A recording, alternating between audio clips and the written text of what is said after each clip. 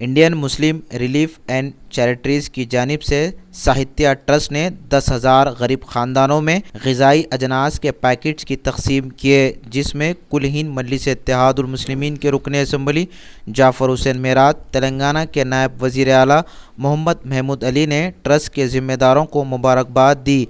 इस मौके पर साहित्य ट्रस्ट के ज़िम्मेदारों के अलावा और भी दीगर लोग मौजूद थे। एक रजिस्ट्रेशन की शक्ल दी गई है।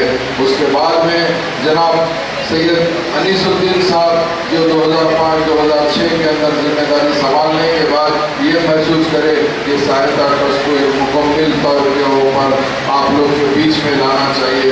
उसके बाद उन्होंने करीब यूएस के $4 लाख यानी हिंदुस्तान के 2.3 करोड़ के बराबर होता है, इसके हिसाब से ट्रस्ट स्टार्ट किया। ट्रस्ट का मेन मकसद ये है कि फ्री एजुकेशन दिया जाए गरीब बच्चों को। ये तकरीबन 2 लाख बच्चे आज तक फ्री एजुकेशन के साथ साथ सहायता ट्रस्ट की जिम्मेदारी के अंदर अपना एजुकेशन को आगे बढ़ा रहे हैं और कौम मिल्लत के लिए इन लोग एक अपने जज्बे के साथ में आगे बढ़ रहे हैं। उसी तरह सहायता ट्रस्ट ने रमज़ान के महीने में ये सोचते हैं कि मेरी माँ और बहनों जो गरीब लोग हैं उनके घर में पता नहीं कैसे सहर की जाती है, कैसे इफ्तार रखा जाता है, ये सोचकर इन लोगों ने एक ऐसा पैक बनाया जो पिछले कई दिन से बांटा जा रहा है।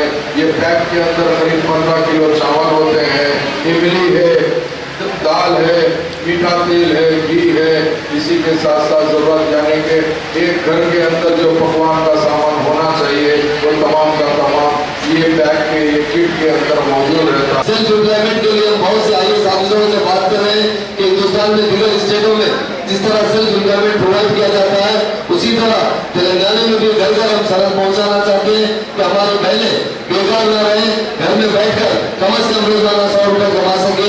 तो तेलंगाना राष्ट्र समिति का एजेंडा है। अब मैं एक बात यकीन दिलाता हूँ, मैं देख रहा हूँ अगर मेरे पास सबसे ज्यादा जो लोग आते हैं वो बेरोजगारी से आते हैं।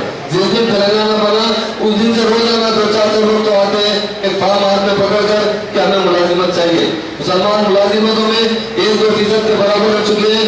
इसलिए टीआरएस पार्टी चाहे हमारे पास वाइस चांसलर हो, पब्लिक सर्विस कमीशन हो, जैसा जीपी आज के जो कोर्ट के इलेक्शन चल रहे हैं वहाँ जीपी एजीपी हर जगह 12% के हिसाब से बराबर नुमाइंदगी दी जाएगी।